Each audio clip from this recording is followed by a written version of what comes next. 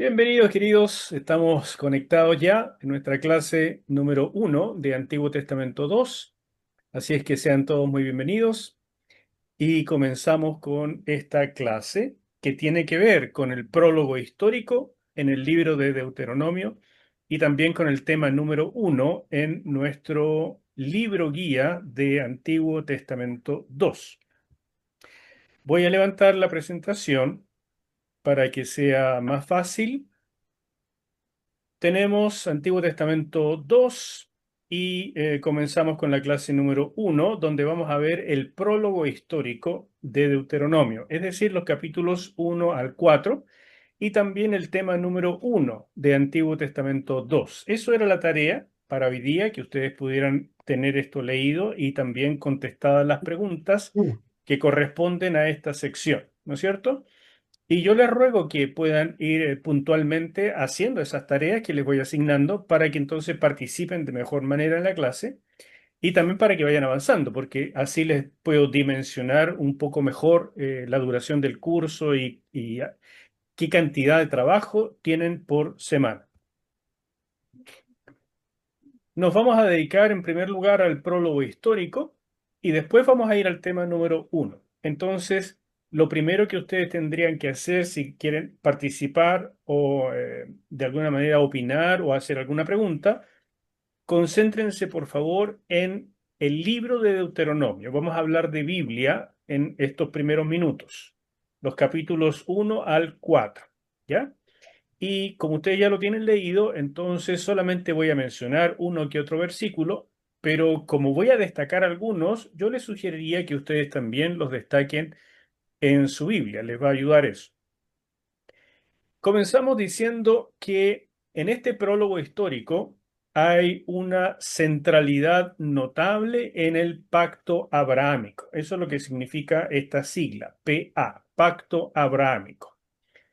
No debería tener que recordarles que es el pacto abrahámico porque lo estudiamos con bastante detalle en el curso del Antiguo Testamento 1, pero si no se acuerdan, por favor, vayan allí a los videos que están en YouTube y repasan eso, qué es el pacto abrahámico, qué alcance tiene, cuándo se hizo, etcétera, etcétera.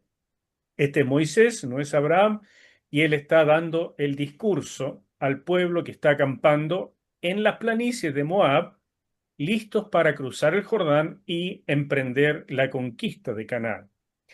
Pues bien, ¿cómo sabemos que hay una centralidad o un enfoque en el pacto abrahámico?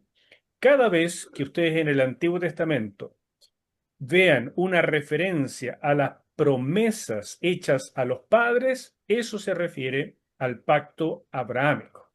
Entonces aquí dice, por ejemplo, en el versículo 8 del capítulo 1, mirad, yo os he entregado la tierra. Entrad y poseed la tierra que Jehová juró a vuestros padres, Abraham, Isaac y Jacob. Cuando ustedes ven este tipo de referencias, Jehová juró a vuestros padres, y aquí más encima los menciona, tengan por cierto que se refiere al pacto abrahámico. Y en la Biblia ustedes harían bien en poner al lado de ese versículo PA, porque se van a dar cuenta que el pacto abrahámico cruza todo el Antiguo Testamento y da la pauta de toda la meta de Dios en cuanto a cumplimientos.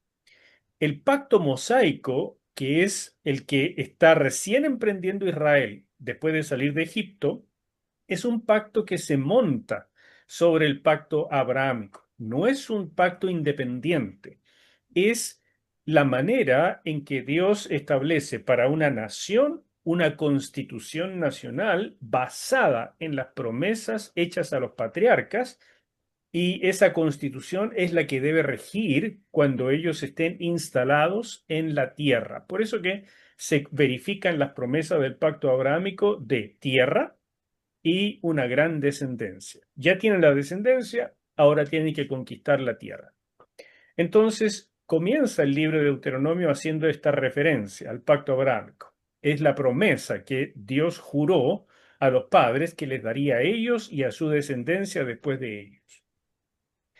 Y también debían entender, esa es la base del primer discurso de Moisés, este prólogo histórico, que tomar la tierra nunca debió entenderse como un esfuerzo humano. Por eso se llama tierra prometida. Dios hizo una promesa, esta, la antigua, a los padres. Y porque Dios está comprometido, la conquista era segura. Entonces dice, mira en el versículo 21, Jehová tu Dios te ha entregado la tierra. Sube y toma posesión de ella, como Jehová, el Dios de tus padres, te ha dicho. No temas ni desmayes. Por supuesto, tiene que comenzar así el libro de Deuteronomio, porque los papás de esta gente que está ahora escuchando este discurso, todos ya estaban muertos en el desierto. Han pasado los 40 años, los 38 específicamente de castigo, y toda esa generación que tuvo la primera oportunidad de entrar a Canaán falleció. Entonces Moisés está hablando a una nueva generación que ahora tiene que renovar los compromisos con el pacto para atreverse a conquistar la tierra. Y en ese atrevimiento, lo que no debía ocurrir es que tuvieran miedo como tuvieron sus padres. Porque el miedo, mis hermanos, no es otra cosa que desconfianza de Dios. Si Dios da una promesa y nosotros no la creemos, nos invade el miedo. Por el contrario, si nosotros creemos lo que Dios dice, no hay por qué temer, porque el que está comprometido es el que va a cumplir. No es asunto nuestro, no es problema nuestro. Entonces, el libro de Deuteronomio comienza con esta mirada al compromiso de Dios que ahora debían atreverse a creer, en primer lugar, para luego emprender la conquista. Y para eso, en este prólogo histórico, Moisés les recuerda 6 cosas. En primer lugar, les recuerda el castigo que sufrieron a través de los 38 años que ya han transcurrido, donde murieron todos los hombres de guerra. Y esta mención a hombres de guerra que aparece en estos versículos de acá es en el fondo una ironía, porque estos hombres de guerra no pelearon ni una sola batalla, no alcanzaron porque murieron en el desierto. ¿Cuántos eran estos guerreros que salieron de Egipto? Números, el libro de Números nos dice al principio que fueron más o menos 600.000. Y ahora, antes de emprender la conquista, se hace otro censo eh, en el libro de Números también, hacia el final, y nuevamente son del orden de 600.000. ¿Por qué es importante eso? Porque tienen que entender que Dios sigue comprometido, que Dios es fiel y con la misma fuerza con que podrían haber tenido la primera oportunidad de conquistar la tierra, ahora tendrán una segunda oportunidad. ¿Quiénes son los únicos que van a entrar a la tierra prometida aparte de esta nueva generación? De la antigua generación solamente Josué y Caleb con sus familias, por supuesto, y los niños, o sea, los que eran menores de 20 años cuando tuvieron la primera oportunidad en Cades Barnea. Y por supuesto, todos los hijos que hubieran nacido en la época del desierto, como vimos en la clase pasada. Como un dato anecdótico, les muestro esto.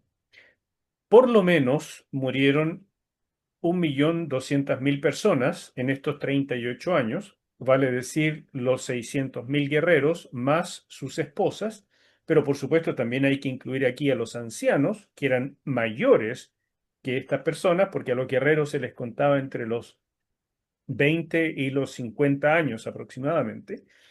Entonces hay más de 1.200.000. Pero tomando esa cifra y haciendo una simple división, significa que anualmente morían 31.000 personas, mensualmente 2.600 y diariamente 87. Para una cantidad de unas 2 millones de personas, 87 no es mucho, pero entendiendo que van todos juntos en estos campamentos ambulatorios, ¿no es cierto?, que van como nómadas, estar constantemente enterrando gente que no tenía que morir necesariamente, dadas las condiciones normales, pero sí morían, porque era decreto divino, se volvía extraordinariamente notable. que básicamente durante estos 38 años la primera principal ocupación de Israel fue de enterradores. Otra cosa que debían recordar es la derrota de Orma, y esto se ve en Deuteronomio 1:41 al 45. Cuando ellos se dieron cuenta que habían pecado contra Dios al rechazar la primera posibilidad de entrar a la tierra prometida cuando acampaban en Cades Barnea, ellos dijeron, la mayor parte de la gente, el pueblo, se arrepintió y dijo, no, hemos pecado, hicimos mal. Se dieron cuenta porque Moisés y Aarón rajaron vestiduras, Josué también, Caleb increparon a la gente y finalmente la gente recapacitó, pero ya era tarde. Porque hay momentos, hermanos queridos, para el arrepentimiento y momentos cuando pasamos una cierta línea, que es bien dramático esto de entender, es un principio divino, que de pronto el Señor dice, hasta aquí llegamos y no hay otra oportunidad. Jugaste con tus posibilidades y hasta aquí llegamos. Entonces Moisés les advierte a los israelitas, mire, ustedes creen que se pueden arrepentir y hacer lo que quieran, pero han tenido ya demasiadas posibilidades. Así que Dios ha dicho que no, no vayan, porque Dios no va a ir con ustedes. Así que retrocedan, no se les ocurra. Sin embargo, ellos porfiadamente se lanzaron a la conquista desde el sur, desde Cades Barnea. Estoy hablando en el segundo año después de haber salido de Egipto, o sea, 38 años atrás de donde estamos ahora. Y en este lugar, este pequeño poblado de aquella región les ganó brutalmente en la batalla y por eso le colocaron el nombre a la región de Orma, que en hebreo se dice Jormá y viene de la palabra Jerem, o sea, destrucción. Todo el ejército de Israel que Dios había prometido que sería invencible en la conquista, fue fácilmente derrotado por el simple hecho de que Dios no estaba en medio de ellos. Esta es la segunda cosa que Israel debe recordar muy bien a la hora de emprender la conquista. Una tercera cosa, y por favor, si ustedes van teniendo preguntas de lo que estoy diciendo, no hay problema en retroceder, pero guárdenla un momento. Quiero hablarles de estos 6 puntos y dejo espacios para comentarios y preguntas. Una tercera cosa que debían recordar de por qué es tan cierto que cuando Dios promete algo, lo va a cumplir y que por eso no debían tener miedo y debían lanzarse en la conquista en esta segunda oportunidad, era que Dios le dijo a Moisés que él no podría entrar a la tierra prometida. Y ahí están los pasajes que ustedes seguro leyeron en Deuteronomio. El dolor que refleja Moisés en este momento por no poder entrar a la tierra prometida junto con el pueblo, a pesar de todo lo que él ha hecho en los últimos 40 años, en el tiempo en Egipto, etcétera, etcétera, hermanos, el dolor de este hombre. Y que Dios le dijo, solamente te voy a permitir, porque te quiero, porque has sido fiel, porque realmente eres mi siervo especial, te voy a permitir ver la tierra prometida desde el monte Nebo, que queda en la cordillera del Pisga, es decir, al otro lado del Jordán, en la tierra de Moab. Te voy a permitir ver la tierra prometida desde la altura y en ese mismo monte vas a morir. Entonces, este decreto divino para Moisés fue extremadamente doloroso y él lo hace ver al principio de Deuteronomio, en este prólogo histórico, lo hace ver. ¿Para qué? Para que la gente entendiera que cuando Dios se compromete con algo, Él cumple. Dios le dijo a Moisés que proveería para el pueblo. Moisés, en un minuto, en todos los momentos, fue el canal, el instrumento de Dios para la provisión. Pero ya hacia el final del tiempo en el desierto, la verdad es que Moisés estaba sobrepasado. Y en una de estas se le arrancaron, ¿no es cierto? Se le arrancó la moto y golpeó la piedra que Dios le había dicho que solamente debía hablarle.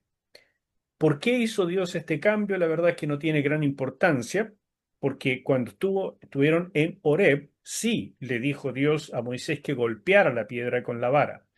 Pero en esta oportunidad, tal vez como una prueba para Moisés, le dijo que solamente le hablara. Y Moisés, ya sobrepasado emocionalmente, no solo le habló a la piedra, sino que la golpeó 2 veces, salió agua, hubo provisión, pero Dios se molestó con Moisés porque tomó en poco la palabra de Dios. Y uno diría, bueno, en comparación a lo que ha hecho el pueblo de Israel, esto es nada. Ciertamente, hermanos, pero al que mucho se le da, mucho se le pide. Los grandes privilegios exigen cosas especiales.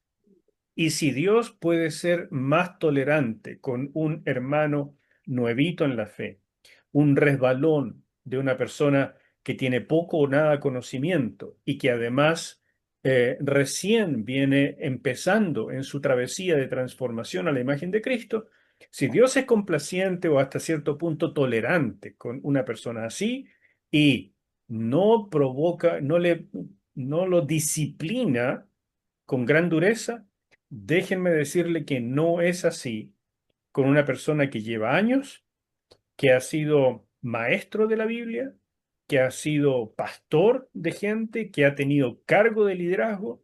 Dios es mucho menos tolerante con una persona así.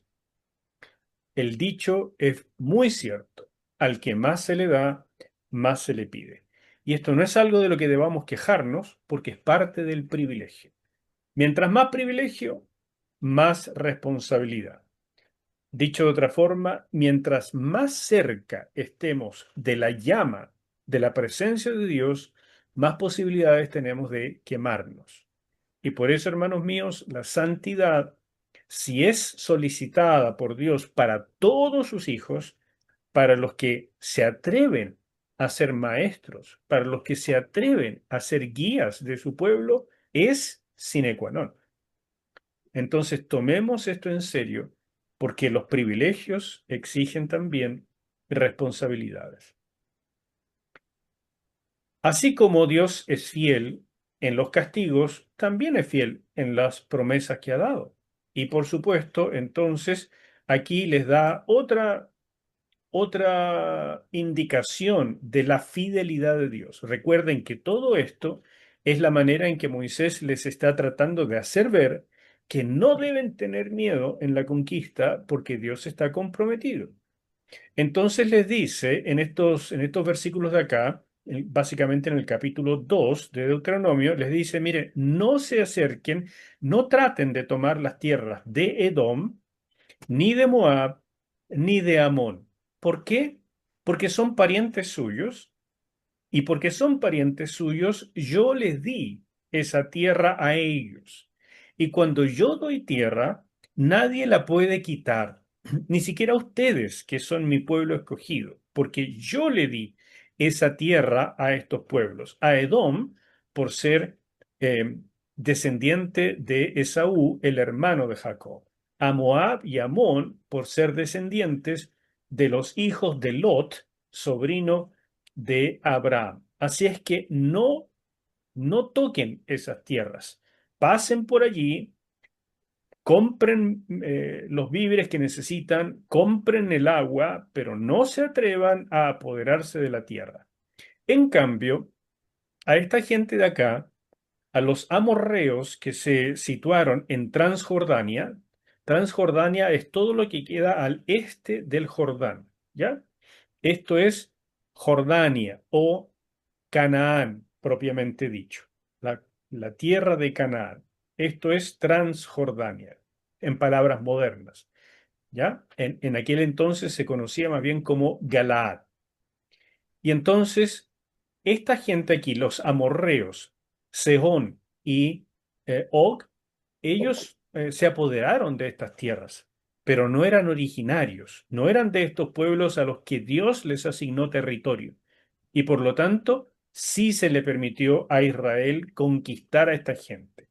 De manera que Israel ahora, viniendo desde el sur, entró por la región de Edom, rodeó el monte Seir, el principal monte de la región de esta tierra de Edom, entró a Moab y no se asentó aquí, donde podría haber estado directamente. ¿Por qué? Porque estaban los amorreos. Entonces, primero derrotó a los amorreos, a Sehón primero y después a Og, más al norte, y después regresó. Y ya sin enemigos se asentó en las planicies de Moab, acá, frente a Jericó, y Moisés vio desde el monte Nebo la tierra prometida. ¿Me siguen? Ese es el itinerario, pero no debían tomar tierra de Edom, Moab y Amón. ¿Qué es la importancia de esto? Recuerden que es el cuarto punto que debían recordar. Dios está comprometido. Dios le dio la tierra a estos pueblos. Así también Dios está comprometido con Israel para darle Canaán. Por lo tanto, si Dios protegió a Edom, a Moab y a Amón porque está comprometido con sus tierras, cuanto más con Israel, que es su nación escogida, les iba a dar Canaán. En consecuencia, no teman, hagan lo que tienen que hacer, porque Dios está con ustedes y va delante de ustedes. Quinta cosa que deben recordar, que aparece en este capítulo 2 también, y ahí están los versículos para que ustedes después los lean y los subrayen, y ojalá le puedan poner punto número 5 que deben recordar, es que los pueblos que allí se asentaron en Transjordania, los pueblos como los moabitas, por ejemplo, ya habían derrotado a los gigantes que habitaban en esa región. Una de las cosas que fueron más terroríficas para los padres de estas personas que tienen la segunda oportunidad de entrar a Canaán fue que cuando fueron los dos espías a inspeccionar la tierra prometida, vieron ciudades amuralladas, que eso les pareció imposible de conquistar, y vieron gigantes, específicamente a los hijos de Anac. Esto es una nota re interesante porque eh, hay varias referencias en el Antiguo Testamento, especialmente en Deuteronomio, a esta raza de gigantes que todavía existían en esta época y que otras culturas también nos dan referencia de que existieron personas de gran estatura, por ejemplo, los cíclopes en toda la mitología griega. Entonces, si uno descarta todo lo que es mitológico, legendario, hay cierto resabio de que existieron estos seres de gran estatura y la Biblia lo dice en reiteradas oportunidades. Les adelanto que según los descubrimientos arqueológicos que he logrado manejar, no existen restos que se hayan encontrado de seres de gran estatura.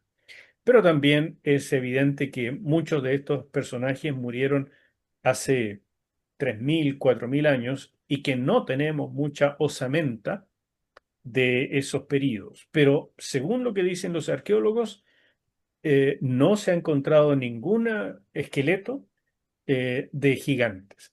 Pero también tengo que decirles, hermanos míos, que mucho de lo que no cuadra con la teoría de la evolución simplemente es ocultado por la ciencia, la supuesta ciencia, ¿no es cierto? Y no sale a la luz. Y ahí empieza todo este asunto de los de las teorías conspiratorias y que lamentablemente hace que mucho de esto no sea comprobable. Eh, en Suiza existe un museo en una parte que se llama Interlaken, donde existe una osamenta que aparentemente fue encontrada por un sacerdote en las selvas de Ecuador, una osamenta de un hombre de 7 metros. Y eso fue encontrado en 1960. Y fíjense que en ese museo de Suiza está catalogado como misterios por resolver. Y se coloca en el sector de la ufología, como si fuese tal vez un resabio o algo de seres extraterrestres que llegaron. en lugar de entender que podrían ser estas cosas que de mi perspectiva deben haber y deben estar ocultas, podrían mostrar que existieron estos nefilim eh, que fueron parte de la historia de los pueblos antiguos. ¿Y por qué es importante entender esto? Porque el hecho de que haya gigantes en la antigüedad y que era obvio que iban a ser exterminados por el miedo que causaban a los más pequeños, y que era la mayoría, eh, el tema es que va contra toda posibilidad de la evolución, porque la evolución tiende hacia lo más poderoso. ¿Y qué más poderoso que un gigante? Entonces, ¿cómo es que los gigantes son más antiguos que los seres más pequeños? La evolución no tendría ninguna posibilidad de explicar eso. Y por eso lo tapa completamente. Bueno, valga esta pequeña nota eh, de teoría conspiratoria, ¿ya? Pero no es el gran tema. Lo importante para Deuteronomio es que había registro de que estos pueblos, que no eran el pueblo escogido, sino moabitas, amonitas y también los edomitas, ya habían tenido encuentros en batalla contra los famosos gigantes y los habían derrotado y habían conquistado su tierra. Y de hecho, se dice que el último gigante de todos los que estaban ahí en Transjordania era precisamente el rey de los amorreos, Og, que era el último de los gigantes, ¿no es cierto? Y que se da la referencia de que su cama era de hierro para poder soportarlo a él por el tamaño que tenía, y que era una cama de 4,5 metros. Entonces el hombre tiene que haber medido más de 3 metros, parecido a la estatura de Goliat. Entonces, son referencias muy precisas que la Biblia no da porque sí. No es una especie de ya vamos a incluir aquí una leyenda porque no tengo nada más interesante que hacer. No, son referencias específicas con teología. La teología en este caso es que estos famosos gigantes no son invencibles.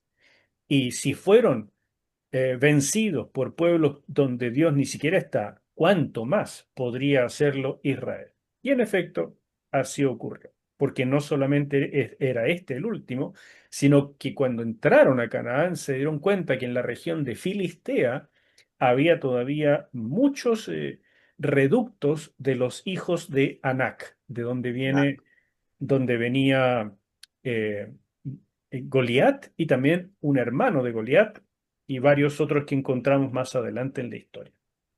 Este es el sexto y último punto del prólogo histórico que Israel debía recordar para animarse y creerle a Dios en que la conquista sería completamente posible. Los escucho. ¿Alguna duda, algún comentario, algo que preguntar? Yo, Enzo, con respecto a estas tierras de Edom, de Moabitas, que Dios no les permitía tocar, no sé cómo entenderlo, porque esos pueblos también eran descendientes de Abraham, por lo tanto también em, tenían como derecho a la tierra prometida, ¿no? Porque ellos se separaron antes y formaron otros pueblos, pero venían, o sea, seguían siendo de la línea de Abraham, por lo tanto, ellos podían haberse agregado a este grupo que va para la tierra prometida, o Dios hace una separación con estos pueblos. No, Glorita, no se podrían haber agregado porque la línea que Dios escogió es la línea de Isaac. Ajá, O sea, no es cualquier línea. Es Abraham, sí, pero Isaac. Y Abraham tuvo como hijos, tuvo también a Ismael. Ismael. E Ismael habitó la zona de estos desiertos de Arabia, por acá atrás. ¿Se fija? Ellos son descendientes de Abraham, sí, pero no son descendientes de Isaac y por lo tanto no son parte del pueblo escogido. Incluso la reducción va más todavía, porque no es solamente Isaac, sino Jacob. Jacob. Y por eso Edom, los edomitas, los descendientes de Esaú, el hermano mayor de Jacob, no son escogidos, sino Jacob. Y de Jacob, a Jacob se le cambió el nombre a Israel, de ahí vienen los israelitas. Entonces, ellos son la tribu escogida, que, o mejor dicho, el pueblo escogido que debe tomar Canaán. Otros parientes son parientes y reciben cierta bendición por la relación que tuvieron con Abraham, como por ejemplo Lot, que fue grandemente enriquecido por la relación que tuvo con su tío, aunque después metió la pata hasta el fondo, ¿verdad? Pero al principio se hizo millonario por esa relación, pero no significa que hereda las promesas específicas dadas a Abraham para su descendencia a través de la línea especial, la línea escogida, la línea de fe, digamos. Y ojo, que en esa línea de fe, según nos explica Pablo en Gálatas, en esa línea de fe entran todos los creyentes de toda época. En otras palabras, si un edomita, moabita, amonita o incluso un amorreo o un filisteo o cualquiera de nosotros como gentiles cree en el Dios de Israel de la manera que creyó Abraham, entramos a la línea de bendición, a la línea abrahámica, por medio de la fe, no por la descendencia eh, de de sangre. sangre. Y eso es fantástico, porque eso es algo que los israelitas nunca llegaron a entender. Para ellos era exclusivamente un asunto de herencia sanguínea. Y Pablo dice, mire, esto nunca fue así. Para Dios, su verdadero pueblo, su verdadera descendencia, siempre son los creyentes que creen como Abraham, el padre de la fe. Bueno, este es un Mm. pequeño agregado para entender la magnitud de lo que Dios considera su pueblo. Pero en respuesta a lo que tú dices, Glorita, los demás pueblos no son parte de los que iban a tomar Canaán por ningún motivo. Ya, ok, gracias. ¿Alguna otra duda? Yo tengo la siguiente duda, porque si me voy al tiempo del diluvio, supuestamente no quedó nadie y se bajó esta familia y se fue procreando. Entonces yo analizaba esto de ser los gigantes y todas estas otras tribus que habían, leyendo ahora el prólogo histórico, eh, ¿cómo, en qué minuto se produce esta gran diferencia de personas? Sí, esa es una pregunta obligada e importante. Hay un espacio que dejo de no sé cuántas páginas, pero es importante el espacio que dejo para tratar de explicar eso en la parte de Génesis, capítulo 6 al 9, específicamente en el 6, cuando se habla de los Nefilim, en el libro de los orígenes. Yo le rogaría que allí encontraran esa respuesta. Ahora bien, resumiéndolo ahora, el nombre Nefilim no necesariamente significa gigante, significa más bien poderoso, gente de renombre. Pero la Septuaginta es la que tradujo Nefilim, que es la palabra hebrea, la tradujo por gigantos. Em, y de ahí entonces se tomó la idea de que estos seres eran de gran estatura, por la traducción que se le dio. Ahora bien, cuando juntamos eso con la descripción de la cama de Og de 4,5 metros, a menos que le sobrara el hierro y hiciera una cama de 4,5 metros para acostar a toda la familia, evidentemente está hablando de que hay una relación de la palabra Nefilim o gigantos con su gran estatura. Entonces, quiere decir que Moisés, recuerden que Moisés está escribiendo tanto Deuteronomio como Génesis, Moisés, que es el mismo autor, no se va a contradecir. Él sabe que los Nefilim prediluvianos, todos ellos murieron en el diluvio.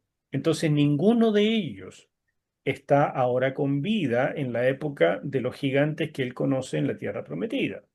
Entonces no está diciendo simplemente que hay un alcance de nombre. ¿Por qué? porque la característica es la gran estatura. Entonces, en ese sentido son iguales los nefilim de Moisés a los prediluvianos, pero en ningún otro. ¿Qué significa eso? Que en la genética humana permaneció, por supuesto, de los descendientes de Noé, permaneció en la genética humana la capacidad de formar gigantes. Y esto es bien notable, porque si uno se da cuenta, en la humanidad existen desde los pigmeos, que se encuentran en África, hasta gente de 2,5 metros, 2,70 y tanto, que es creo que 2,78 o 76, que es el hombre que tiene el récord mundial de la mayor estatura en el siglo XX. Entonces, ese gigantismo normalmente se ha asociado en el presente con un problema de la tiroides. Pero en aquel entonces eh, parece que no era esa la causa y que sí existe en el genoma humano la posibilidad de grandes estaturas. Y que tal vez, hermanos queridos, tal vez los hombres originales eran de gran estatura y debido a la alimentación postdiluviana fue disminuyendo esa estatura. De hecho, los estudios actuales muestran con claridad que en los países desarrollados, donde la alimentación es mejor, más balanceada, de mejor calidad, las personas tienen mayor estatura. En Europa, ustedes se dan cuenta, uno camina en Europa y parece un pigmeo. Y eso tiene mucho que ver con la alimentación.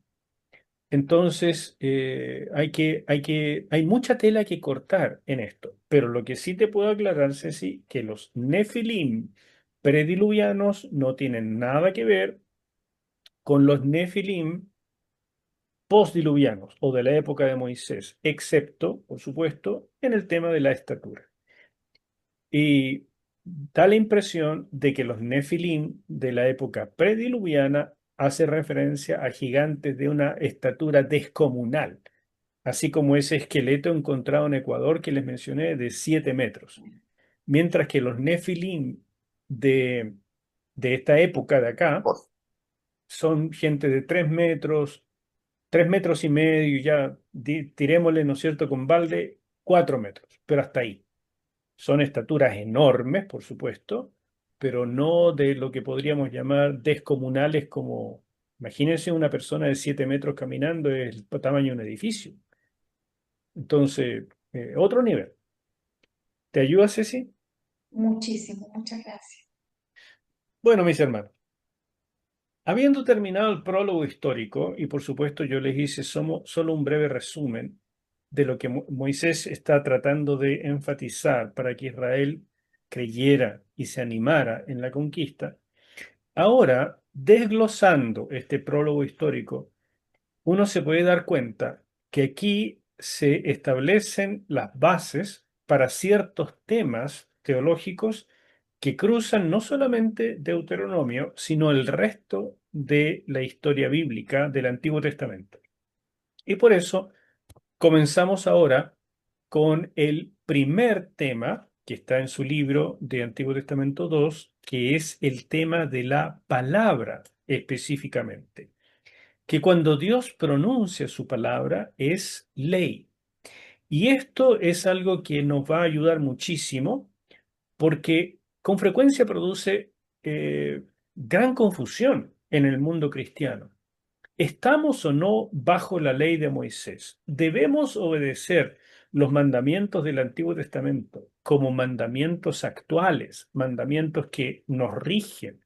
¿Debiera la iglesia eh, continuar celebrando las fiestas de Israel? ¿Debiera la iglesia continuar haciendo los sacrificios del Levítico? La iglesia debe observar los 10 mandamientos como norma, como regla, y por tanto volver a congregarse el Shabbat, porque es la señal del pacto mosaico. ¿Debiéramos volver a circuncidarnos, porque es la señal del pacto abrahámico y es parte de la ley? Esa pregunta que siempre ha inquietado a la gente es parte de lo que ahora tenemos que responder. ¿Qué significa que la palabra de Dios, cuando Dios pronuncia su palabra, es ley? Y lo primero que vamos a ver en este tema que ustedes ya estudiaron y que por tanto ahora vamos a repasar, no lo voy a hacer todo de nuevo porque ustedes ya lo leyeron, esa es la tarea, es que la ley tiene que ser aplicada dependiendo del contexto. Los contextos cambiantes exigen contextualización. Entonces uno tiene que entender en qué contexto está la ley, qué tiene que ver la ley con pacto, en qué sentido la ley revela el carácter de Dios y también las debilidades del ser humano. Y por supuesto, entender el por qué fue dada la ley en el pacto mosaico, que es el pacto que nos está ocupando en este estudio de Antiguo Testamento. Esto es re importante, hermanos míos, porque Pablo dijo con mucha claridad en Romanos y en Gálatas que la ley pasó, que ya no estamos bajo la ley. Entonces, ¿cómo se entiende eso? Para muchos, eso significa prácticamente tomar todo el Antiguo Testamento, arrugarlo y botarlo. Ya no sirve. Lo único que nos sirve es el Nuevo Testamento, que es, por así decir, el nuevo pacto. Otros dicen, en el nuevo pacto encontramos una nueva ley, la ley de Cristo, y por lo tanto hay que entender qué es esa ley y la iglesia sí está bajo ley, pero es otra. Otros dicen, no, estamos bajo la ley del Antiguo Testamento y bajo las normas de los pronunciamientos de Jesús mismo. Por lo tanto, nuestra ley, la ley de la iglesia, es más amplia todavía. Y esto, de verdad, hermanos míos, requiere un poco de atención. Les animo a que esto lo continúen estudiando, no solamente con este tema que tienen en el de Antiguo Testamento, en este libro Antiguo Testamento 2, sino específicamente en el libro de Levítico, donde hay un apartado importante en el libro que trata sobre la ley del Antiguo Testamento y su aplicabilidad o aplicación en el nuevo pacto. Ese apartado, que son hartas páginas, yo les ruego que lo lean para entender de qué se trata. Y por supuesto, cuando salga el libro de Gálatas, el comentario a Gálatas, también les pido que lo lean, porque ahí ustedes van a entender de qué se trata esto, a qué se refiere realmente Pablo cuando dice la ley pasó. Veamos esto con algunos detalles y ustedes ahora sí me van interrumpiendo eh, tan pronto deseen. Yo les digo que tengo la visión de los participantes, la tengo al mínimo para poder ver yo mismo la pantalla. Entonces, si ustedes tienen algo, claro, levanten la manito, ahí me lo avisa, o si no, digan algo para que me llame la atención la cámara, ¿de acuerdo? Si no, no los voy a ver. Pero me detienen cuando quieran participar o preguntar algo. Comenzamos con el aspecto tan importante del contexto de la ley. En primer lugar, tenemos que entender esto. Aunque la palabra de Dios rige sobre todo el universo, la ley se da en un ambiente de alianza entre Dios y el hombre. O sea, la primera vez que nosotros vemos palabra de Dios es en el huerto de Edén. Y cuando Dios dice algo, hermanos míos, esto sí tienen que anotárselo. Cuando Dios dice algo, es una ley, es directamente ley. No es una sugerencia, es un mandato. Cuando Dios le dijo a Adán, de todo árbol del huerto puedes comer, pero de este no puedes comer. ¿Qué creen ustedes? ¿Era una sugerencia o era una ley? Era una ley. Era absolutamente un mandato de Dios. Entonces, Adán lo que tenía que hacer es obedecer. ¿Qué tenemos acá? Entonces, el primer principio. Cuando Dios habla, es mandato, directamente, porque Él no da sugerencias. Entonces, si Dios da un mandato, lo que le corresponde al creyente es obedecer.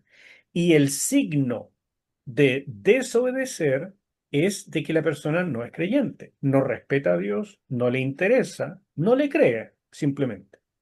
La lucha de la humanidad contra todo aquello que lo regule es sinónimo de rebeldía contra el cosmos de Dios para sumarse al orden satánico, caracterizado por caos, individualismo y anarquía.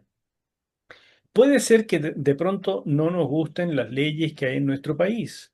Tal vez es posible que nos demos cuenta que algunas leyes, muchas tal vez, han sido usadas por los políticos y en la antigüedad por las monarquías para oprimir al pueblo, para sacarle el jugo a la gente, para enriquecer, etcétera y etcétera. Y mucho de eso puede ser cierto. Aún así, produce un ambiente de orden, porque la ley proviene de Dios mismo. La palabra de Dios es ley. Cuando Dios da su palabra, produce cosmos, orden. Por eso Dios ordenó la creación en 7 días. La creación fue hecha en el primer segundo. En el principio creó Dios los cielos y la tierra. Estaba todo hecho, pero después le dio orden, como se explica largamente en el libro de Orígenes. Y en ese ordenamiento, él fue pronunciando, dijo, sea la luz, sepárense las aguas de la tierra, salgan las plantitas, comiencen a haber animalitos, etc. Cada vez que Dios pronunció algo, se hizo algo bueno. Entonces, lo primero que tenemos que entender que existe una ley universal. ¿Cuál es esa? Toda palabra de Dios pronunciada. Y la consecuencia de esto es que el ser humano busca cierto nivel de orden y establece leyes para su funcionamiento, para tener un orden, un esquema. La segunda cosa que tenemos que recordar es esto que está acá, que el ambiente en que Dios da palabra es ambiente de pacto. El primer pacto que vemos es en el jardín de Edén. Dios le dice al hombre, tú vas a cuidar el huerto. Le dice al hombre, fructifica, multiplícate, llena la tierra. Todos esos son mandatos.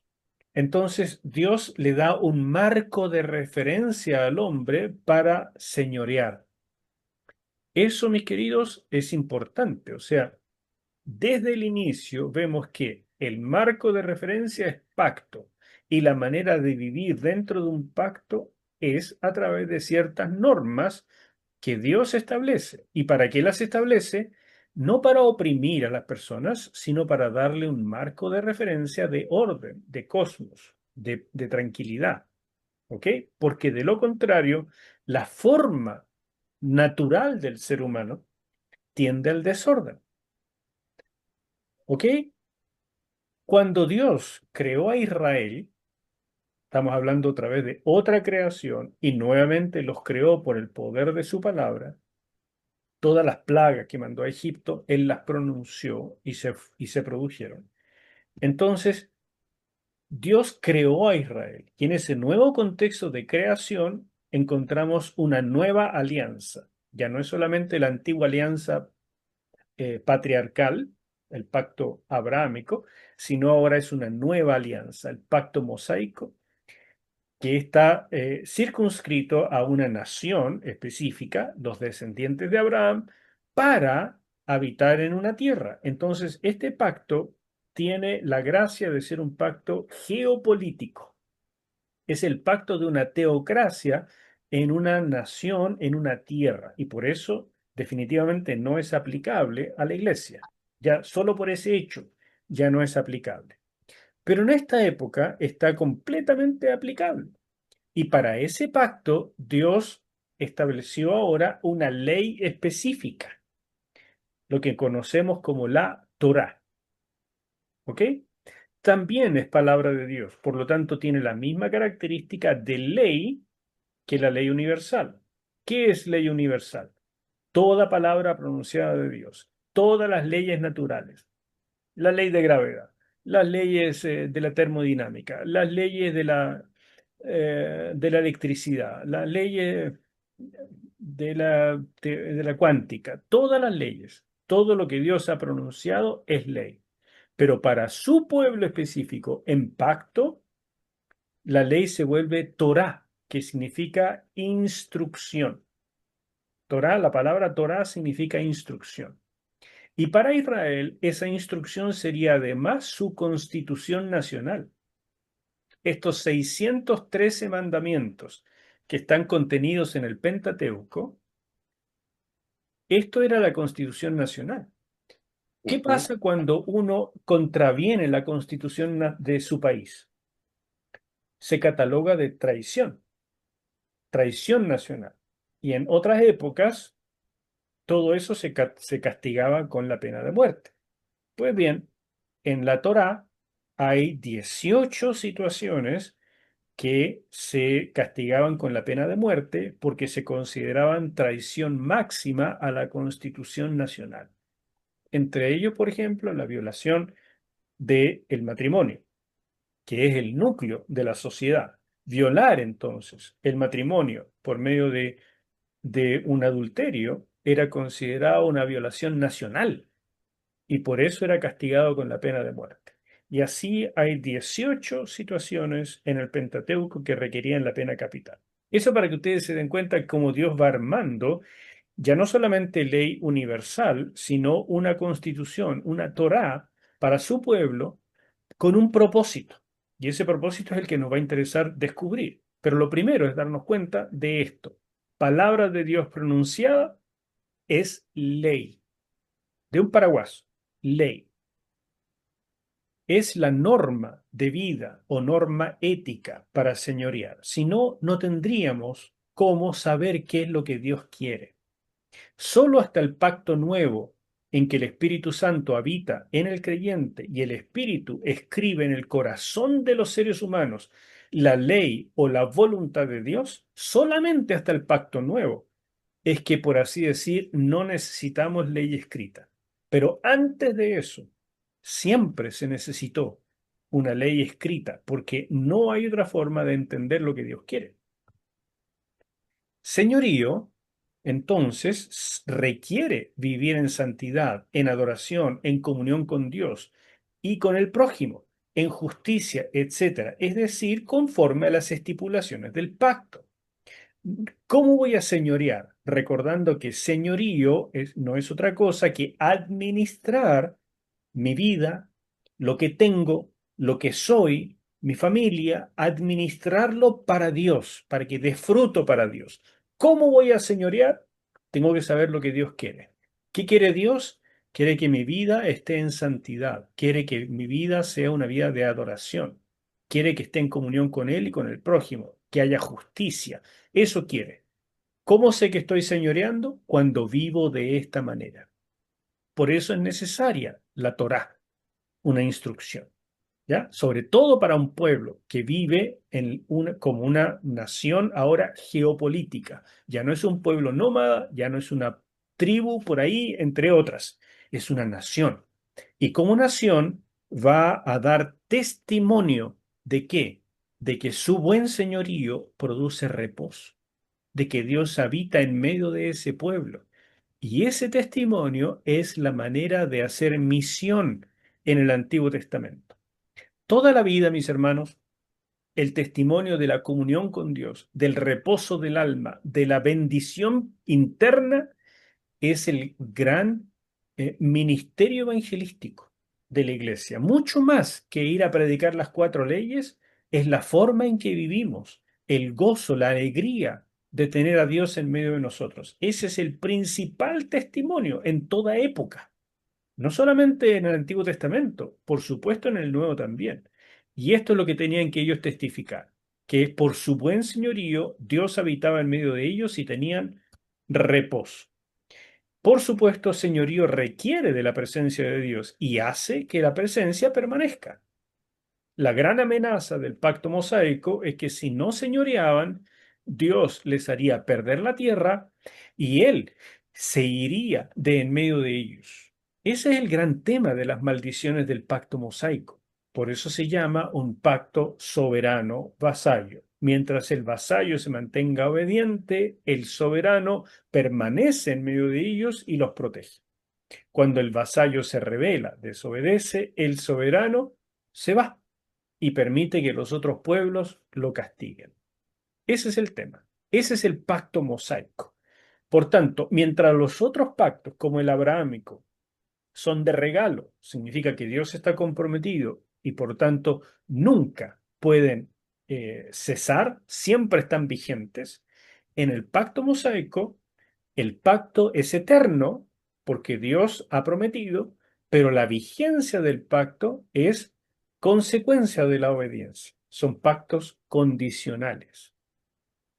Si esto no les quedó claro en Antiguo Testamento 1, donde también se dijo, yo espero que ahora les termine de cuadrar, porque de verdad que Ajá. es teología del Antiguo Testamento, muy necesaria para entender cuando ustedes van leyendo el Antiguo. Si no tienen esto claro, evidentemente no van a poder comprender por qué se hacen las cosas de determinada manera y no de otra. Recuerden que si tienen algo que decir o preguntar, me interrumpen. Siguiente cosa. ¿Cómo es que una persona del Antiguo Testamento veía la palabra de Dios? ¿Qué es lo que Dios consideraba realmente como un creyente? Y digo esto porque Jesús mismo, nuestro Señor, tuvo mucho conflicto con los fariseos y los escribas en su tiempo. ¿Por qué? Porque ellos desformaron la ley, le agregaron un montón de cosas. Ellos vivían para la ley, para la obediencia del detalle, y creían que la obediencia del detalle les hacía ser justos delante de Dios. Y Jesús les dijo, eso no es así. Ustedes tienen que ser más justos que los escribas y fariseos para llegar a entrar al reino de Dios. Y Pablo dice, no crean que por la obediencia a la ley ustedes están bien con Dios, porque lo que necesitan es fe en la gracia de Dios y recibir el Espíritu Santo para que Él escriba la ley en sus corazones. Entonces, tanto Pablo como Jesús dicen, entendieron súper mal los israelitas al final este asunto, o más bien la gente hizo de la revelación de Dios una teología popular inadecuada, la teología de la regla. Cuando uno no es capaz de vivir la fe de relación, le gusta la regla, que me digan qué es lo que tengo que hacer. Pastor, dígame, si yo vengo todos los domingos, si yo me bautizo y doy el diezmo, ¿tengo el cielo asegurado? Hermano mío, no va a ir al cielo ni va a tener relación con Dios por las reglas. Es por la fe y porque el Espíritu Santo entra a través de una genuina conversión y produce en usted la transformación a la imagen de Cristo. Solo eso. Entonces, tanto en el Antiguo Testamento como en el Nuevo, se puede producir el mismo problema de que la relación la transformamos en religión. Pero un verdadero creyente veía la palabra de Dios, sí, como ley, pero como un camino, como una guía. Mira estos versículos, el Salmo 119. ¿Con qué limpiará el joven su camino? Esto es, hay una forma de vida, un camino de vida, con guardar tu palabra, porque ahí está tu voluntad, ahí está lo que te agrada, lo que nos conviene. El 119:25, vivifícame según tu palabra. La palabra vivifica, hermano, la palabra no oprime.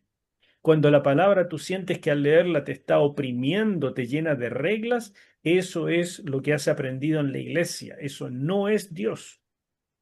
La iglesia puede ser terrible en transformar la amistad con Dios en una nueva religión y te oprime llenándote de reglas, que puedes usar la falda así o asá, que los hombres tienen que ir con corbata o no, que se puede comer esto o no se puede, y que hay que juntarse los sábados o los domingos, que si no vienes todos los cultos no vas a ir al cielo. Que si vas a fiestas te vas al infierno, que si tomas vino te vas al infierno también, que si baila apretado también te vas al infierno. Dios mío, hermanos queridos, la cantidad de reglas que la iglesia tiene hoy y que oprimen al pueblo sin entender la importancia de la relación es gravísimo. Entonces aquí les traigo solamente del Salmo 119 algunos pasajes para que ustedes se den cuenta que para un auténtico creyente del Antiguo Testamento la palabra, la ley era vivificante, un camino a seguir. Y eso incluía, por supuesto, a la Torá. La Torá es la ley, digamos, es la ley del Antiguo Testamento, lo que está en el Pentateuco. Mira el salmista, también en el Salmo 119. Guárdame según, ya no usa la palabra palabra, sino la ley. Tu ley me ayuda para siempre, eternamente. Yo en tu ley me he regocijado, porque tu ley es mi delicia. Bien entendida, la ley, los principios de la ley, nos aclaran cómo es el carácter de Dios y lo que quiere de nosotros. Por lo tanto, la ley siempre estará vigente en ese sentido, siempre. Y no estoy contradiciendo ni a Jesús ni a Pablo, por el contrario, estoy ayudándoles a entender lo que ellos quisieron decir en su contexto. La ley como principio de vida, como principio de sujeción a lo que Dios dice, estará siempre vigente, pero no los detalles de la ley. Porque vivir según los detalles es tratar de hacer una religión. Y ahí está el problema. ¿Hay alguna pregunta hasta aquí? Tengo una consulta. Me quedó Dale. dando vuelta el concepto de mandato y ley. Pienso que podría ser la ley más colectiva y el mandato más individual o están totalmente relacionados. Da lo mismo, Ceci. Da ¿Sí? exactamente lo mismo. Si tú dices, por ejemplo, en el huerto de Edén, Dios le habló a Adán y a Eva. Bueno, eran los únicos seres humanos que había, pero ¿era para uno solo? ¿Era para el individuo? ¿O era para la pareja? Y por tanto después para su descendencia y por tanto para toda la humanidad. Cuando Dios le habló a Israel, ¿era para cada individuo o para toda la nación? Para los dos, porque la ley, la palabra de Dios, cuando es pronunciada, no es una sugerencia, es lo que Dios quiere, es lo que conviene. Entonces, si Dios dice, por ejemplo, en Hebreo 10:25, no dejen de congregarse, como algunos tienen por costumbre, Es un ¿qué está mandato. diciendo? ¿Es un mandato o una sugerencia? Un Como mandato. mandato, la ley produce bienestar. ¿Por qué? Porque señoreo conforme a la voluntad de Dios y me produce un ambiente de cosmos. Pero si yo lo hago a mi manera y digo, no, yo voy a la iglesia cuando se me ocurre, no tengo compromiso, no me interesa, no conozco a la gente, no me quedo para el cafecito, no participo, etcétera, etcétera, entonces Dios dice, estás fuera del cosmos divino. Y no es otra cosa que vivir como un incrédulo. Por lo tanto, estás bajo la maldición en que está el mundo gobernado por Satanás. Pero ¿cómo me dice eso, pastor, si yo soy creyente? Pero es que tú te colocas bajo el paraguas que tú quieres. Si es bajo el paraguas de Dios, entonces mis palabras pronunciadas para ti no son sugerencias, son bendición, son vida, y te colocas bajo ese paraguas. Pero si tú crees que lo puedes hacer mejor sin seguir lo que yo te digo, entonces te colocaste bajo otro paraguas. Y ese paraguas, créeme que se llueve. ¿Se entiende? Sí, bien, bien. Gracias. Sigo un poco más y les doy tiempo para preguntas después. La función de la ley en la vida del pueblo de Dios es la siguiente. En primer lugar, el propósito de obedecer la ley es vida. Y ustedes se dan cuenta, ahora estoy en Deuteronomio 4, versos 1 al 4. Estoy en el prólogo histórico.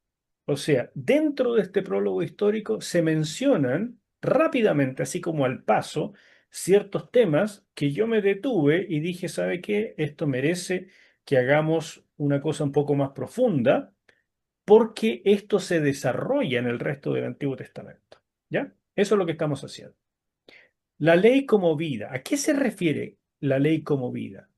Nunca, nunca, hermanos míos, eso se ha referido a que obedeciendo la ley yo obtengo salvación. Eso es una manera errónea de entender esto, que fue mal entendido lamentablemente por los reformadores protestantes, de donde viene la reforma, ¿no es cierto?, de la que somos herederos, y ellos entendieron que la ley como vida era sinónimo de salvación por obras. Nunca se ha referido a eso. La ley como vida significa que la ley es el marco de referencia de la forma de vida de un creyente. Significa que la vida de un creyente es relación con Dios y relación con el prójimo. Y que esa vida que es la característica de un creyente necesita un marco de referencia. ¿Y cuál es ese marco? La ley. Por lo tanto, la ley, esas 613 leyes que se pueden resumir en los 10 mandamientos y los cuales también se pueden resumir en los dos grandes mandamientos, el primero de amar a Dios con todo el alma, el corazón y la mente, y el segundo de amar al prójimo como uno mismo, eso es lo que se ve en los 613 mandamientos. Están las leyes ceremoniales o leyes de sacrificios y observancia de fiestas y las leyes civiles. ¿Cuáles son las leyes civiles? Por ejemplo, no vas a robar a tu prójimo, no vas a desear la mujer de tu prójimo, etcétera. Estas son leyes civiles, leyes para la convivencia. ¿Se fijan? Y las leyes ceremoniales son las leyes para estar en buena relación con Dios. Todas las leyes ceremoniales fueron absorbidas por el sacrificio de Cristo en el pacto nuevo. Todas. Por tanto, por eso la iglesia no debe observar las fiestas de Israel y no debe observar los sacrificios de Israel. Y cuando ustedes se mezclan, se topan con un ministerio mesiánico, siempre les van a tratar de meter la cuchufleta de que tienen que observar las fiestas, por lo menos las fiestas. Pero hermanos, una cosa es recordar las fiestas, como por ejemplo la de tabernáculos, que tiene hermoso significado y que va a ser una fiesta que se va a celebrar en el milenio, sin duda. Es la Pascua también, porque nosotros no celebramos la Pascua, sino que celebramos la Semana Santa, que incluye la Pascua judía, por supuesto, pero es mucho más que eso, porque es el sacrificio de nuestro Señor.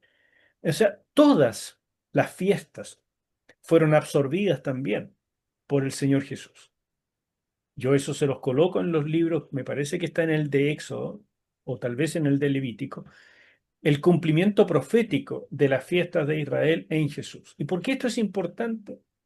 Porque celebrar tanto las fiestas como los sacrificios equivale a decir que Jesús no vino o que Jesús no fue el sacrificio perfecto y por lo tanto necesitamos todavía el sistema sacrificial judío. Judío, así Por es. esto, hermanos queridos, por esto es que Pablo dijo en Filipenses que él era irreprensible en cuanto a la ley. ¿Qué significa eso? ¿Que Pablo creía que él era perfecto? No. Significaba que él usaba la ley, toda la ley, tanto las leyes civiles, amando al prójimo de esa manera, como las leyes ceremoniales, haciendo los sacrificios, observando las fiestas, yendo al Yom Kippur para recibir la limpieza anual, etcétera, etcétera, etcétera, los baños ceremoniales, todo lo que podía para estar bien con Dios. En ese sentido, cuando uno obedece todos los detalles de la ley, aunque no los obedezca de manera perfecta, tiene los sacrificios para recibir perdón y por lo tanto es irreprensible delante de Dios. Pero cuando él entendió que Jesucristo era el Hijo de Dios, el Mesías de Israel, que había muerto por los pecados de la nación y que había resucitado, y que recibiéndolo a él recibía el Espíritu Santo, y el Espíritu Santo era el cumplimiento del pacto nuevo, y en el pacto nuevo se había prometido que los mandamientos quedaban escritos en el corazón de los hombres. Cuando Pablo entendió eso, dijo, la ley pasó. Porque lo que yo tanto me esforzaba para ser irreprensible delante de Dios, ahora el Espíritu lo ha hecho en mí porque yo creí en Cristo. Ese es el mensaje básicamente de Pablo en relación con la ley. Pero en esta época del Antiguo Testamento, este es el marco del pacto mosaico. Como les digo, esto está completamente absorbido en Cristo.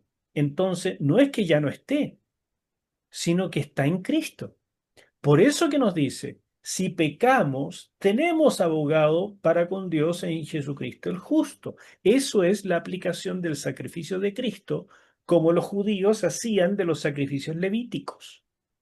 Y nos dice, ¿quieres saber si amas al prójimo como a ti mismo? Pues pregúntate, ¿le mientes? ¿Lo agredes física, psicológicamente? ¿Le robas? ¿Deseas la mujer del prójimo? ¿Eres promiscuo con diferentes cosas? Ahí están las leyes civiles. No es que estén todas las leyes civiles del Antiguo Testamento vigentes. Evidente, hermanos, eso sería tonto, sería imposible de pensar. Pero los principios están vigentes. Y los principios tienen que ver con eso, con no hacerle mal al prójimo. Jesús lo resumió de la siguiente manera. Lo que tú desees que alguien haga contigo, hazlo a tu prójimo. Esa es la regla de oro. Las leyes civiles hacían lo contrario. Decía, lo que no te gustaría que te hicieran, no se lo hagas a tu prójimo. ¿Te fijas? Entonces el nuevo pacto supera al antiguo, en que no solamente es pasivo, no le hagas a otro lo que no te gustaría que te hicieran, sino que es activo. Hazle a otro lo que a ti te gustaría que te hicieran. Y a ti te gustaría que te trataran bien, pues trata bien a otro. A ti te gustaría que te recompensaran, que te alabaran, que te contuvieran, pues haz eso con el otro. A ti ¿te gustaría que tu mujer fuera fiel contigo? Pues sé fiel con ella, no por miedo a la ley, sino porque el corazón de Dios en ti te estimula a eso. Esta función de la ley como vida, bien entendida, es idéntica en el Antiguo y en el Nuevo Testamento, con la diferencia en que en el Antiguo son 613 leyes que son la Constitución Nacional de Israel, y en el Nuevo Testamento, todo ha sido escrito en nuestros corazones por el Espíritu Santo. Y la única manera de vivir el carácter de Cristo es a través del poder del Espíritu Santo. Esa es la gran diferencia. ¿Tenemos que entenderlo? Sí. ¿Tenemos que diferenciarlo? Sí. Pero hay mucha continuidad, más que discontinuidad, entre el antiguo y el nuevo pacto. Espero no estar hablando chino, no les estoy viendo las caras a todos y que me estén siguiendo y que si necesitan meditar en esto por un año, háganlo. Pero esto que les estoy diciendo es real teología del Antiguo Testamento. La ley tiene propósito. La ley no fue dada simplemente para regular. En el Pacto Nuevo se enfatiza que tanto la misión como la ética se realizan en el poder del Espíritu. Eso es fantástico. Eso es lo magnífico y lo súper nuevo del Pacto Nuevo. Pero en la época de Moisés, el pacto mosaico requiere la ley mosaica. Y esa ley tiene propósito. ¿Cuál es el propósito? Como siempre, misión. Es un propósito misionero o misionológico. Tiene misión porque toda la misión parte de la palabra. En el Antiguo Testamento, Dios le dice a Israel, ustedes serán mi pueblo de gente santa y sacerdotes. Éxodo 19, 5 y 6. Les dice, ustedes van a hacer esto. Entonces Israel se prepara para ser el pueblo misionero. En el Nuevo Testamento Jesús le dice, vayan por todo el mundo y hagan discípulos. Es la palabra pronunciada por Dios. Se vuelve ley para el creyente. En Hechos 1:8 le dice, vendrá sobre ustedes el Espíritu Santo y me serán testigos. ¿Qué es eso? ¿Una sugerencia?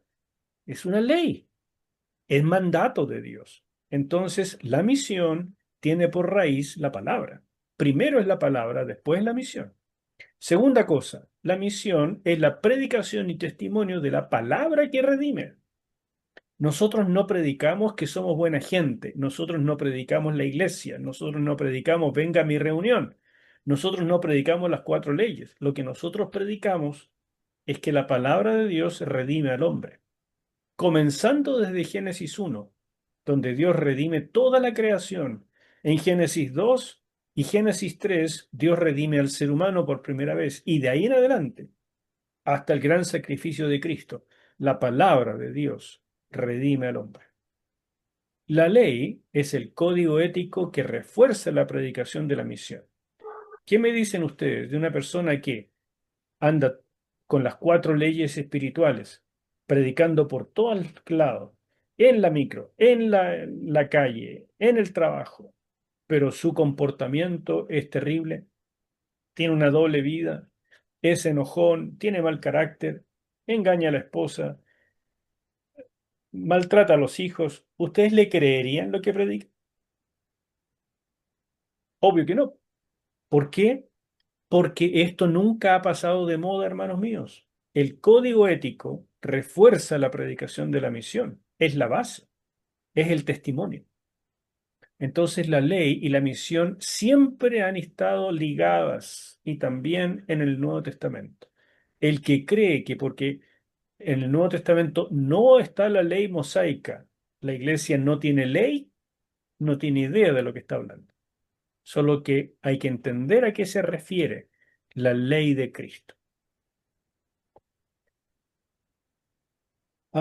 Tercer propósito, la ley revela la naturaleza de Dios y la relación con Él.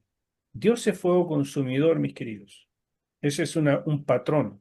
Él siempre ha sido y siempre será así.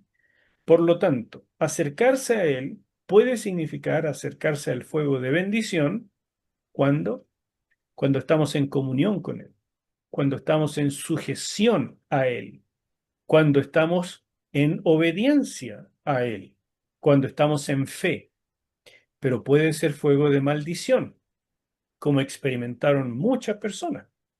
Ustedes ven en el Antiguo Testamento que está lleno de eso. Los 38 años en el desierto y tantos muertos es la prueba de que Dios puede ser fuego de maldición. Acán, cuando comenzó la conquista, recibió el fuego de maldición. Ananías y Zafira en el Nuevo Testamento, cuando se les ocurrió mentir al Espíritu Santo, recibieron fuego de maldición. Y el libro de los Hechos, perdón, el libro de Hebreos nos dice horrenda cosa es cuando nos enfrentamos a Dios, que es fuego consumidor. ¿Me siguen? Así es que este es el mismo Dios. Nunca ha cambiado. No es que tengamos un Dios del antiguo y un Dios del nuevo. Jehová, nuestro Dios, es fuego consumidor, es Dios celoso. No pongas a Dios a prueba, no lo pongas a celos con otras cosas, no trates de acercarte a Él en pecado. Sigue las reglas de Él, sé sumiso, sé humilde, anda en fe y vas a encontrarte el fuego de la bendición de Dios. Ese fuego que se llama el Espíritu Santo activo en ti. Como Pablo le recomienda a Timoteo, te recomiendo que avives el fuego que hay en ti, en tu ministerio. Ese fuego, hermanos míos, es el fuego de bendición de Dios. Ese tienes que desearlo y activarlo todo el tiempo. Pero ojo con el de maldición, porque Dios es fuego. Depende de ti con lo que te vas a encontrar. En resumen, la ley es revelación para la relación. Sin esa revelación no sabríamos cómo relacionarnos con Dios. Muestra la justicia de Dios. El creyente puede y debe imitar a Dios. La creación obedece la palabra de Dios. Es el modelo. Toda la creación se sujeta, los animalitos, las leyes, todo. Pero ¿y el hombre por qué no lo hace? La palabra de Dios redime. La tierra de reposo es donde se vive el cosmos de Dios, donde reina la palabra. Esa es la naturaleza de Dios que se revela en la ley. Así podemos saber cómo es Dios. No es un Dios desconocido como el Dios de los paganos. No es un Dios caprichoso. No es un Dios con los defectos humanos. No, es un Dios completamente puro y que se ha dado a conocer para que nos relacionemos con Él de forma segura. Y también nos habla de la naturaleza humana. Si la naturaleza humana fuera perfecta, no se necesitarían leyes, pero dado que está caída, necesitamos leyes. La ley muestra la tendencia humana y también cómo volver a la comunión cuando la perdemos, porque hay gracia. No es por obras ni por mérito. La ley mostraba la voluntad de Dios. Para el que lo amaba, el pacto era su delicia, como el Salmo 119, porque por ella sabía cómo agradar al Dios del pacto. Todo eso es lo que significa la ley para el verdadero creyente. Insisto, Antiguo Testamento y Nuevo Testamento no son exactamente lo mismo. Hay cierta discontinuidad, pero los principios mantienen una continuidad preciosa. Y ya voy terminando. Si uno mira la historia de Israel en relación con la ley, es una historia, como vemos acá en Deuteronomio, donde Dios manda a Israel que se apegue a los estatutos, porque de esa manera va a vivir bien. Al final del libro de Deuteronomio le dice, si oyeres atentamente para guardar y poner por obra, habrá bendición. Pero también dice, si no oyeres, habrá maldición, porque Dios es fuego. Nosotros decidimos si es fuego de bendición o de maldición. En el Salmo 1 dice, bienaventurado el que guarda la ley, el que halla la ley de Jehová y en ella medita de día y de noche, porque esa ley es para vida. Hubo una época en Israel donde las distintas persecuciones en la época de Amón y Manasés destruyeron prácticamente todas las copias de la ley. Y cuando Josías, el último rey que Dios consideró justo de la línea de David, este rey estaba reconstruyendo parte del templo y se encontraron escondidas en los muros copias de la ley, una copia en particular, que muchos dicen que era Deuteronomio. Y cuando la leyeron delante del rey, el rey rasgó sus vestidos y los presentes también, porque había ocurrido algo extraordinario. La convicción de este hombre de que estaba en los caminos de Dios y de que la ley era vida para el pueblo y del drama de este pueblo escogido que había quedado sin ley por tanto tiempo debido a hombres terriblemente pecadores como Amón y Manasés. Entonces, hermanos míos, este es un pasaje para leer una y mil veces y darse cuenta del privilegio que tenemos de tener la palabra de Dios en nuestras manos. Y termino diciéndoles esto. ¿Cómo se aplica al Nuevo Testamento todo esto que hemos dicho? Insisto, por favor, léalo con cuidado en Levítico y cuando salga en el libro de Gálatas. La relación con Dios siempre es a través de pacto y en el pacto siempre hay ley. El señorío requiere de esa presencia de Dios y la comunión con la presencia de Dios y eso requiere de ciertas normas. El requisito de la santidad para tener comunión con el Señor cruza ambos testamentos. La ley señala la incapacidad humana y la necesidad de Cristo. La justicia para entrar al reino no es resultado de la obediencia a la ley. Nunca lo ha sido. Nunca. Ni en el Antiguo ni en el Nuevo. Siempre es por gracia y se recibe por fe. La ley solamente orienta. La aplicación de la disciplina como corrección restauradora para velar por la santidad en la comunidad es necesaria. Esta es la raíz de la disciplina. Porque necesitamos ciertas normas para que la santidad de Dios, la presencia de Dios continúe en la congregación. Y por supuesto la disciplina personal como medio para crecer en la vida espiritual y como contraejemplos están los casos de Ananías, Zafira y por supuesto de Acán. Y con eso, colorín colorado, este cuento se ha acabado. Eso es todo por mi lado. Dios les bendiga. Nos vemos el próximo Adiós. miércoles. Gracias. Gracias. Chao, Chao, chao. chao. Chao, chao. Gracias. Chao, chao. Gracias por la clase. Chao, chao a todos, bendiciones.